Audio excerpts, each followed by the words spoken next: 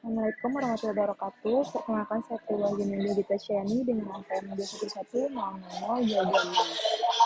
Di sini saya akan menjelaskan tentang kasus Valencian Explorer, dilema moral dan interpretasi hukum. Di dalam kasus Valencian Explorer ini merupakan kasus hukum yang mengunggah pikiran dan memunculkan perdebatan sengit di antara para ahli hukum. Kasus ini menyoroti pertikaian antara prinsip legalitas dengan pertimbangan moralitas dalam situasi ekstrem. Uh, ada beberapa di sini ada ringkasan kasusnya. Jadi dalam kasus tersebut ada 5 penjelajah gua terperangkap di dalam gua akibat tanah longsor.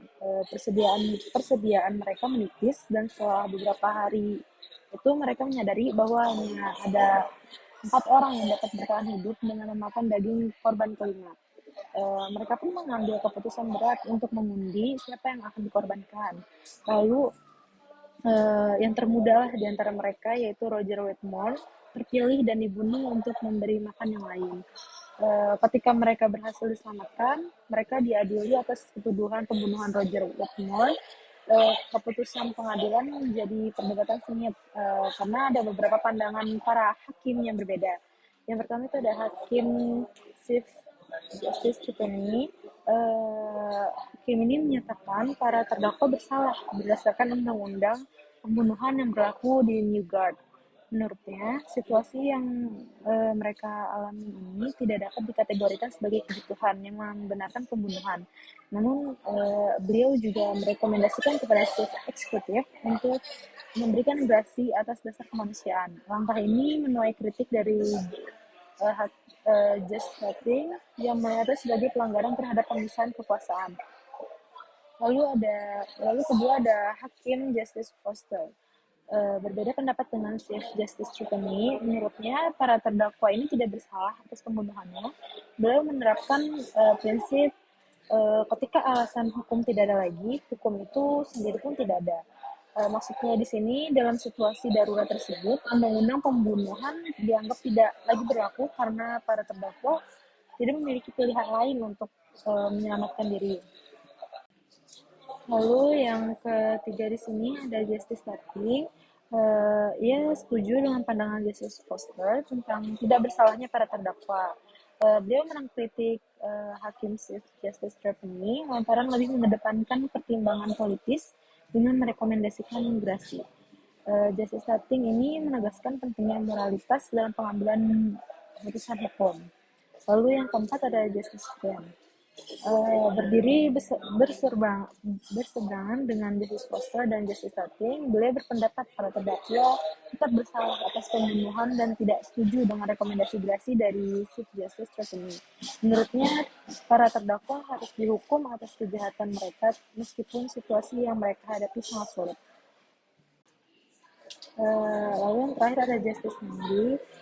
Sejalan dengan Justice Ken dan menyatakan para terdakwa bersalah, beliau menolak argumen Justice Foster tentang statementnya yang ketika alasan hukum tidak ada lagi, hukum itu sendiri pun tidak ada, dan menekankan pentingnya kepastian hukum serta konsistensi dalam penerapannya. Nah, di sini masing-masing pihak mempunyai alasan yang berbeda dan mengenai apakah para penyintas harus dinyatakan bersalah karena melanggar hukum. Dua hakim menegaskan keyakinan tersebut, menekankan pentingnya pemisahan kekuasaan dan pendekatan netral terhadap interpretasi undang-undang. Dua orang lainnya membatalkan hukuman. Yang satu berfokus pada akal sehat dan kehendak umum, sementara yang lain menggunakan argumen-argumen yang diambil dari tradisi hukum kodrat dan menekankan pendekatan bertujuan ketika menerapkan hukum. Lalu hakim kelima yang tidak dapat mencapai kesimpulan mengundurkan diri karena keputusan pengadilan seri. Hukum awal tetap ditegakkan dan orang-orang tersebut dijatuhi hukuman mati. Nah, pembelajaran dari kasus ini, dari kasus Valencian Explorer, memberikan beberapa pembelajaran penting. Itu yang pertama, kompleksitas hukum. Hukum tidak selalu hitam putih dalam situasi ekstrem. Interpretasi dan pertimbangan moralitas menjadi faktor penentu dalam pengambilan keputusan hukum. Batas moralitas, lalu yang kedua ada batas moralitas dan legalitas. Kasus ini tuh menegaskan perdebatan mengenai batas antara tindakan yang benar secara moral dengan tindakan yang melanggar hukum. Lalu yang ketiga ada pemisahan kekuasaan. Kasus ini menunjukkan pentingnya pemisahan kekuasaan antara badan legislatif yang menetapkan undang-undang, badan yudikatif yang menafsirkan dan menerapkan undang-undang, dan badan eksekutif yang menjalankan hukum. Lalu yang terakhir ada interpretasi hukum.